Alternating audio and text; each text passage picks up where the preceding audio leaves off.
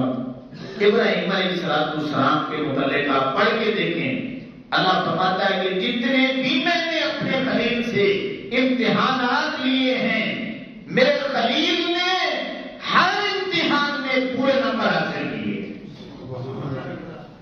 اللہ اکبر۔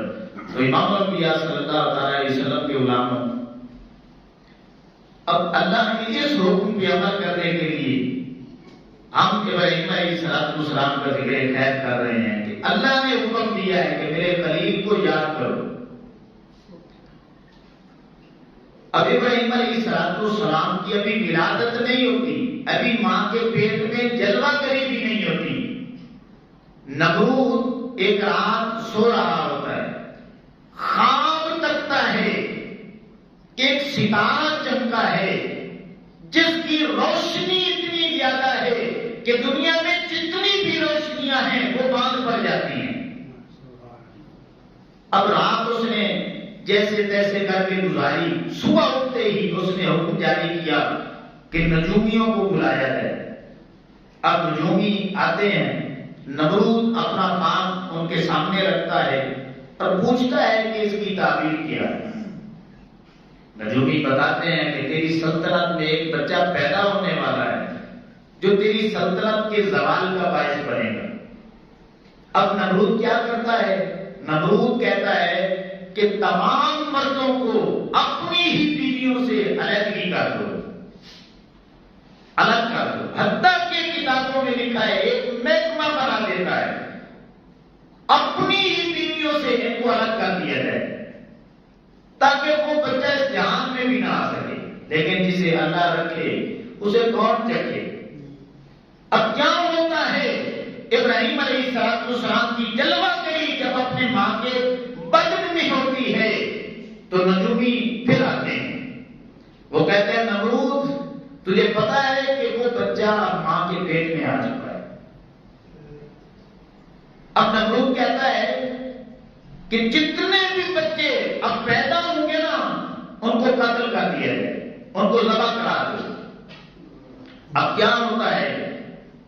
مفسرین کرام نے لکھا ہے کہ عورتیں ہوتی ہیں نا، جب پیٹ میں بچہ ہو، پیٹ میں بچہ ہو تو اس کا کچھ نہ کچھ اظہار ہو جاتا ہے، پیٹ کی وجہ سے پتہ چل جاتا ہے کہ بچہ ہونے والا ہے۔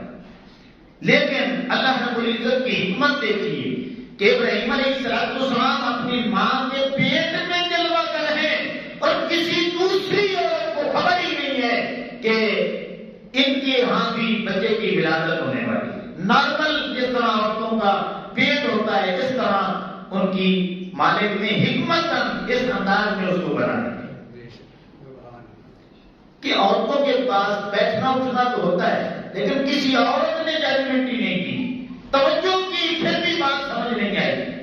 حتیٰ کہ ابراہیم علیہ السلام کی ولادت گاؤں سے باہر ایک غار میں ہوتی ہے، ماں صبح اور شام کو جاتی ہے، اپنے بچے کو دودھ پلاتی ہے۔ اب مفسرین کرام نے لکھا ہے اللہ کی قدرت کے حوالے سے کہ جو بچہ 5 دنوں کے بعد اس کی گروتھ ہوتی ہے، اللہ کے اس نبی کی اتنی تیزی کے ساتھ گروتھ ہو رہی ہے، اتنی تیزی کے ساتھ اپنی جو ہے وہ جوانی کی طرف بڑھ رہے ہیں۔ ابراہیم علیہ السلام نے اپنا پورا بچپن وہیں پہ گزارا، ماں صبح کو جاتی شام کو جاتی، اس انداز میں ابراہیم علیہ السلام نوجوانی کی عمر تک پہنچ جاتے ہیں۔ اب وہ اہل علاقہ کو تکتے ہیں، اپنے چچا کو دیکھتے ہیں، قوم کو دیکھتے ہیں، قوم تو کوئی ستارہ کی پوجا کر رہا ہے، کوئی چاند کی کر رہا ہے، کوئی سورج کی کر رہا ہے اور کوئی بتوں کی پوجا کر رہا ہے۔ ابراہیم علیہ السلام نے اپنے چچا سے پوچھا، اس کا ذکر سورۃ الانعام آیت نمبر 76 میں موجود ہے، پورا رکوع پڑھ کے دیکھیں۔ ابراہیم علیہ السلام پوچھتے ہیں کہ چچا جان، کوئی ستاروں کی پوجا، کوئی چاند کی، کوئی سورج کی، کوئی بتوں کی کر رہا ہے، تو یہ تو خدا نہیں ہے، خدا تو وہ ہے جو زمین اور آسمان کا پیدا کرنے والا ہے، بس وہی خدا ہے۔ تو اب کیا ہوا؟ ان کے چچا نے کہا کہ بیٹا اس طرح ہے کہ جب ستارہ نکلے گا نا پھر میں آپ کو بتاؤں گا۔ اب ستارہ جب رات کو نکلا تو اس وقت ابراہیم علیہ السلام کو پکڑ کے لے کے آئے کہ یہ میرا خدا ہے۔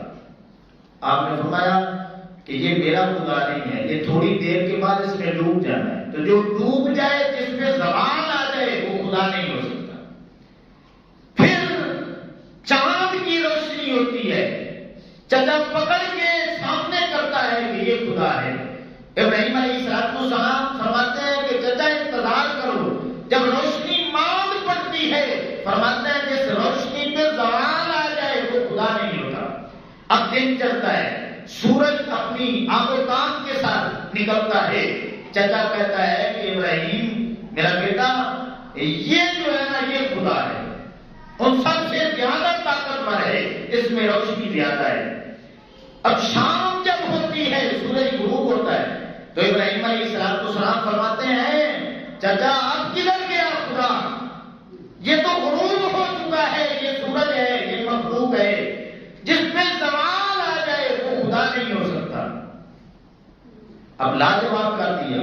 اب جو بتوں کے پجاری تھے نا، آپ نے ان کو للکارا، اور اس کا ذکر بھی قرآن مجید سورۃ الانبیاء 58 سے 70 نمبر آیات طیبات میں سورہ صافات میں موجود ہے۔ سال کے بعد ایک میلہ لگتا ہے، تو وہ سارے جو ہے نا وہیں پہ جاتے ہیں اپنے اپنے بت خریدنے کے لیے جن کی انہوں نے پوجا کرنی ہوتی ہے۔ تو ایک انہوں نے عمارت بنائی ہوئی ہوتی ہے کہ اپنے اپنے بت کے سامنے وہ اپنا ماتھا ٹیکتے ہیں۔ جب وہ ساری قوم وہیں پہ چلی جاتی ہے میلے میں، تو ابراہیم علیہ السلام اس عمارت میں داخل ہوتے ہیں جہاں پہ وہ اپنی عبادت اپنے انداز میں کرتے ہیں۔ تو حضرت ابراہیم علیہ السلام ایک قرآن لیتے ہیں، اس کا ذکر بھی پوری ڈیٹیل کے ساتھ اللہ کے قرآن میں موجود ہے کہ ابراہیم علیہ السلام سارے بتوں کی گردنیں توڑ دیتے ہیں۔ جو بڑا بت ہے اس کے کندھے پہ وہ گلارا رکھ دیتے ہیں۔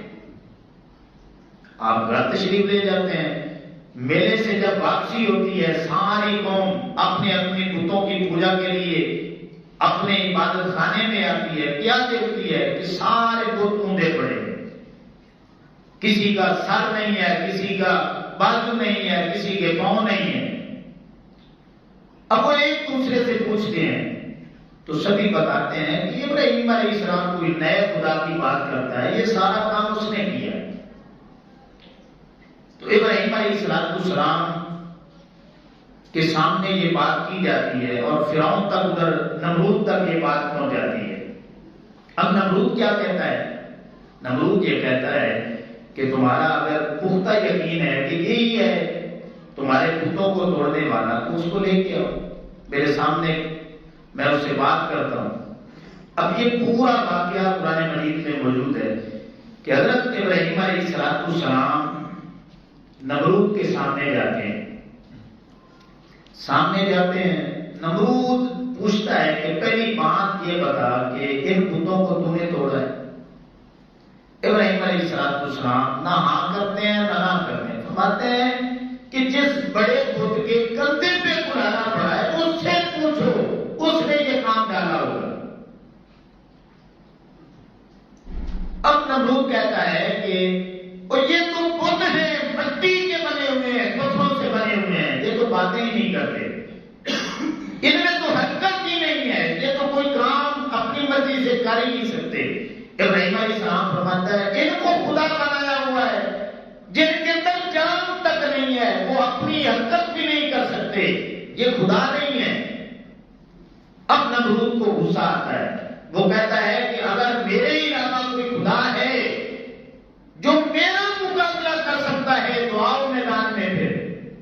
اب قرآن مجید میں آتا ہے کہ ابراہیم علیہ السلام سامنے ہوتے ہیں، نمرود اپنے تخت پہ بیٹھا ہے، ساری قوم جمع ہو چکی ہے، اور نمرود یہ کہتا ہے بتا تیرے خدا کی شان کیا ہے، اپنے خدا کی ذرا شان بھی بتا۔ ابراہیم علیہ السلام فرماتے ہیں میرا خدا وہ ہے جو زندگی بھی عطا کرتا ہے اور موت بھی دیتا ہے۔ اس نے کہا یہ تو بڑا کوئی میرے لیے کام ہی کوئی نہیں، یہ تو آسان کام ہے، زندگی میں بھی دیتا ہوں اور موت بھی دے سکتا ہوں۔ اب اس نے طریقہ کیا اختیار کیا کہ ایک جو قیدی تھا نا جس کو سزائے موت ہونے والی تھی، اس نے حکم دیا کہ اسے آزاد کر دیا جائے، اور جو بے قصور تھا اسے اس نے پھٹے لگا دی، اور اس نے کہا یہ دیکھو میں نے زندگی بھی دے دی ہے، میں نے موت بھی دے دی ہے۔ اور اس کا ذکر تیسرے پارے کے دوسرے رکوع شروع میں ہی اللہ رب العزت نے پوری ڈیٹیل کے ساتھ اس کو بیان کیا۔ ابراہیم علیہ السلام تکتے ہیں کہ بادشاہ ہے لیکن اس کے پاس عقل نہیں ہے۔ آپ فرماتے ہیں کہ میرا خدا وہ ہے جو سورج کو مشرق سے طلوع کرتا ہے مغرب میں غروب کرتا ہے۔ اگر تو خدا ہے تو پھر سورج کو مغرب سے طلوع کر اور مشرق میں غروب کر کے دکھا دے۔ اب وہ لاجواب ہو جاتا ہے۔ جب لاجواب ہوتا ہے تو پھر وہ حکم جاری کرتا ہے کہ ایک جو ہے نا